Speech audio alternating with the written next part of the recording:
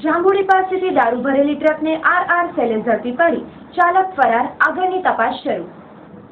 મળતી વિગતો મુજબ આરઆર સેલના હેડ કોન્સ્ટેબલ રામસંગજી સોઢાની ફરિયાદ મુજબ આજે સવારે 6:30 વાગે આરઆર સેલની ટીમે ભુજ તાલુકાના ભેડ માતાજીના મંદિર તરફે ચકાર ગામના 3 રસ્તા પાસે ટ્રક નંબર GJ24V 6422 માંથી શરાબની અલગ અલગ બ્રાન્ડની 1219 પેટી કિંમત ₹51,57,600 બિનવારસુ કબજે કરી હતી, જ્યારે ટ્રક ચાલક નાસી ગયો હતો।